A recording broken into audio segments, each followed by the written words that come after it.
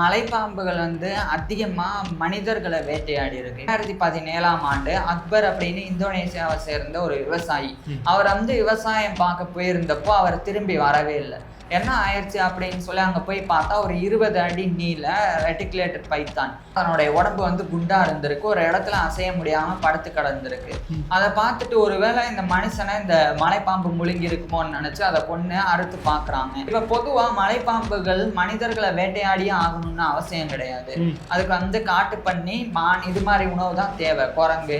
இருந்தாலும் மனுஷங்களை அது எப்ப வேட்டையாடுது அப்படின்னா வரும். ஆனா இதுல இன்னொரு சோகம் என்னன்னா, மலைப்பாம்பு ஒரு மனுஷனை பிடிச்சிட்டா 2ல இருந்து 5 நிமிஷத்துக்குள்ள மனிதர்கள் இறந்து போயிடுவாங்க.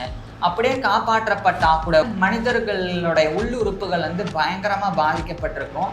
ஒரு சிங்கமோ புலியோ யானையோ இந்த மாதிரி உயிரினங்களை மலைப்பாம்பால வேட்டையாட முடியுமா?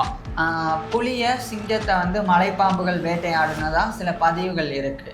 ஆனா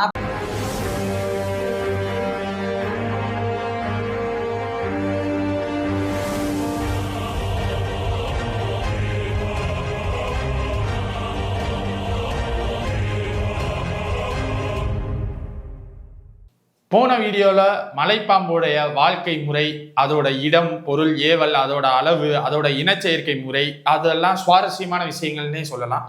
ஆனால் அதாவது மலைப்பாம்போட உண்மையிலே மனிதர்களுக்கோ இல்லை மற்ற உயிரினங்களுக்கோ நடந்த சுவாரஸ்யமான விஷயங்களை இந்த வீடியோவில் ப்ரோட்டை கேட்டு தெரிஞ்சுக்க போகிறோம். ப்ரோ, மலைப்பாம்புகளுக்கும் மனிதர்களுக்கும் நடுவில் ஏதாச்சும் விஷயங்கள் நடந்திருக்கும், அதில் ஏதாச்சும் சுவாரஸ்யமான விஷயங்கள் இருக்கா?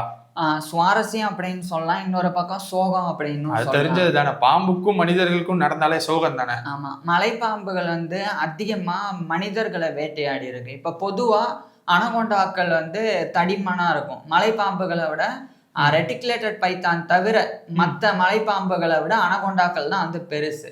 இருந்தா கூட அனகொண்டாக்கள்னால அறிவியல் பூர்வமா இது நாள் வரைக்கும் ஒரு மனுஷன் வேட்டையாடி முழுங்கப்பட்டிருக்கு, அதாவது ஒரு மனுஷனை அனகொண்டா வேட்டையாடி இருக்கு அப்படின்னு சொல்லி பெருசா இல்லை. அது கேள்வி ரீதியா இருக்கு. அதாவது கேள்விப்பட்டிருக்காங்க, இந்த மாதிரி அமேசான் காட்டில் வாழக்கூடிய பழங்குடியினரை அனகொண்டாக்கள் வேட்டையாடி இருக்கு, ஆராய்ச்சியாளர்களை வேட்டையாடி இருக்குன்னு.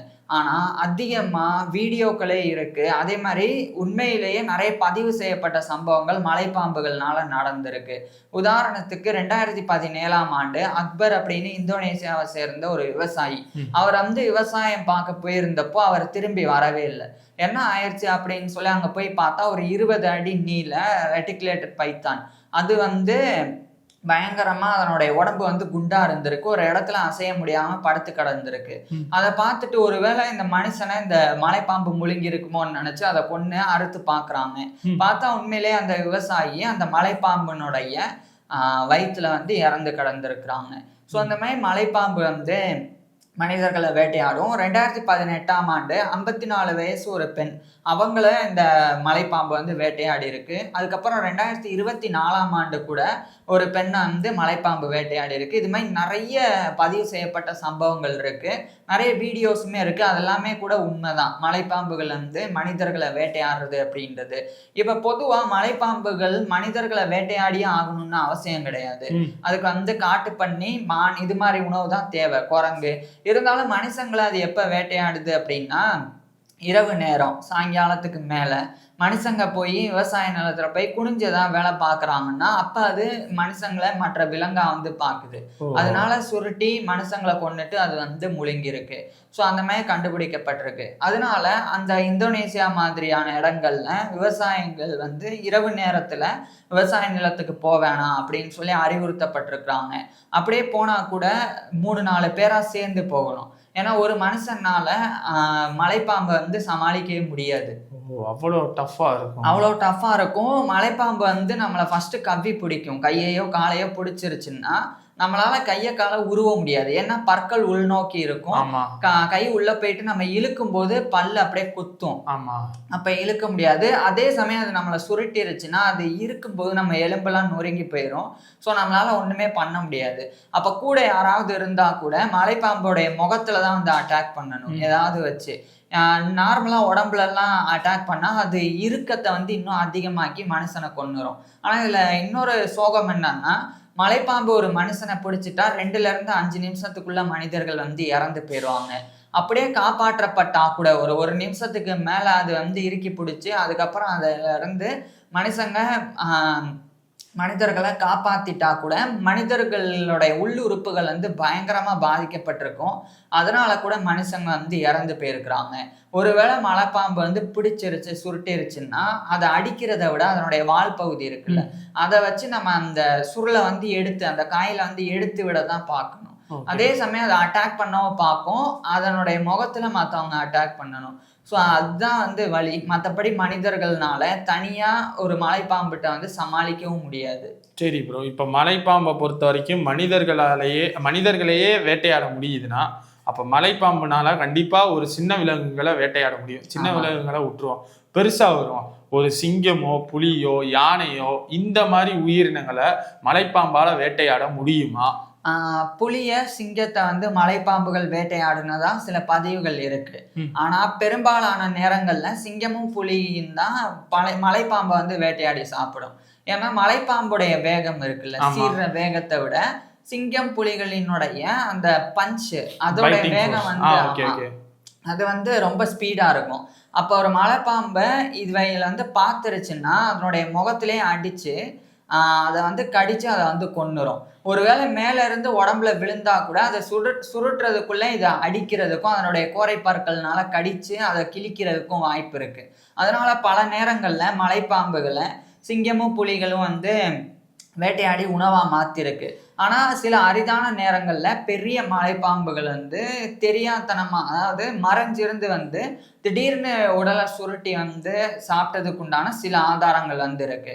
அதுக்கப்புறம் யானைய வந்து மலைப்பாம்புகள்னால ஒண்ணுமே பண்ண முடியாது. இன்னும் சொல்ல போனா யானை வருதுன்னு தெரிஞ்சா மலைப்பாம்பு அந்த இடத்துல இருக்கவே இருக்கு. மலைப்பாம்பை பயமுறுத்துறதுக்கு ஒரு விலங்கு இருக்குன்னா யானை. சூப்பர். யானை, ஏன்னா யானைய வந்து 5000 டன் அவ்வளோ 5000 கிலோக்கு மேல அளவும் பெருசு, அளவும் பெருசு. இதனால சுருட்டி அந்த யானைகளை வந்து இன்ஃபேக்ட் சொல்ல போனா குட்டி யானைகளை கூட மலைப்பாம்புகளை ஒண்ணுமே பண்ண முடியாது. மலைப்பாம்புகள் வந்து சுருட்டுனா கூட அதை வந்து தட்டி விட்டுரும் அந்த குட்டி யானைகளை. அப்ப பெரிய யானைகள் அப்படின்னு சொல்லும் போது அது வந்து மலைப்பாம்புகளுக்கு தான் ஆபத்து. அது மட்டும் இல்லாம அதிகபட்சமே மலைப்பாம்புகள் ரொம்ப அதிகமா போனா 158 கிலோ ரெக்கார்ட் பண்ணப்பட்டிருக்கு, அவ்வளவுதான். ஸோ அந்த வெறும் 158 கிலோ உடல் எடையை வச்சு 5000 கிலோ யானைக்கு முன்னாடி ஒண்ணுமே பண்ண முடியாது. சில நேரங்கள்ல யானைகள் வந்து நம்ம ஆக்ரோஷமா மரங்களெல்லாம் உடைக்கும்ல, அந்த மாதிரி நேரத்துல மரத்துக்கு மேல மலைப்பாம்பு இருக்கிறத பார்த்துட்டா அது வேணும்னே கீழே இழுத்து போட்டு கொன்னுரும். ஏன்னா யானைகளை பொறுத்த வரைக்கும் ஞாபக சக்தி ஜாஸ்தி. ஒருவேளை பாம்புகள்னால யானைகளுக்கு ஏதாவது ஆயிருக்கு இதுக்கு முன்னாடின்னா அதை ஞாபகம் வச்சுக்கிறோம் யானைகள். அதனாலயே பாம்புகளை எங்க பார்த்தாலும் அதை வந்து மிதிச்சு கொள்ளதான் பார்க்கும். ஏன்னா பாம்புகள் இருக்கிறது நமக்கு ஆபத்து அப்படின்றது யானைகளுக்கு தெரியும். அதனாலயே மலைப்பாம்புகள் ஒண்ணுமே பண்ணாம தப்பிச்சு பார்த்தா கூட ஆக்ரோஷமே இல்லாத சாதுவான யானை கூட அதை விடாது, தும்பிக்கையால பிடிச்சி கீழே அடிச்சு கொன்னுரும், இல்லைன்னா அதை கீழே தள்ளி மிதிச்சே கொன்னுரும். ஸோ அந்த மாதிரி யானைகள் வந்து பண்ணிரும் மலைப்பாம்புகளை. ஓகே ப்ரோ, எனக்கு இதுல வேற கொஸ்டின்ஸ் எதுவுமே இல்லை. ஏன்னா ஃபர்ஸ்ட் நீங்க சொன்னேலே ஒரு மாதிரி ஆஃப் ஆயிடுச்சு. இப்போ அனகோண்டாக்கும் மனிதர்களுக்கும் நடந்த சம்பவங்கள் எதுவும் இருக்கா? அனகோண்டாவை வச்சு 2014ஆம் ஆண்டு ஒரு சுவாரஸ்யமான ஒரு விஷயம் நடந்தது. டிஸ்கவரி சேனல் தரப்புல இருந்து ஒரு வகையான ஈட்டன் அலைவ் அப்படின்னு ஒரு ஷோ நடத்தினாங்க, ஒரு நிகழ்ச்சி. அந்த நிகழ்ச்சியை வந்து பால் ரோசலி அப்படின்றவர் தான் வந்து முன்னின்று பண்ணாங்க. அவர் என்னன்னா அனகோண்டாவை பிடிச்சி அவர் வந்து அதுக்கு உணவா மாறணும். அந்த அனகோண்டாவை பிடிச்சி இவரை இரையாக்குனா அனகோண்டா மனுஷங்களை எல்லாம் சாப்பிடாது. அதுக்காக என்ன பண்ணாங்க, காட்டு பன்னி இருக்குல்ல, அதனுடைய ரத்தத்தை வந்து எடுத்து இவருடைய உடம்பு முழுக்க தேய்ச்சிடறாங்க. சூட்ல தேய்ச்சிட்டு அவர் வந்து அந்த அனகோண்டாக்கு முன்னாடி மண்டி போட்டுடுறாங்க. பன்னி மாதிரி தெரியறதுக்கு மண்டி போட்டு அடிப்பட்ட உயிரினம் மாதிரி கொஞ்சம் துடிச்சாங்க. அதை பார்த்த உடனே டக்குன்னு அந்த அனகோண்டா அவருடைய தலையை பிடிச்சி கவ்விட்டு உடம்ப சுருட்டிருச்சு. ஸோ அதே மாதிரி அந்த தலையையும் பிடிச்சி முழுங்க ஆரம்பிக்குது. இப்போ நம்மளால தப்பிக்க முடியாதுன்னு அவருக்கு தெரிஞ்ச உடனே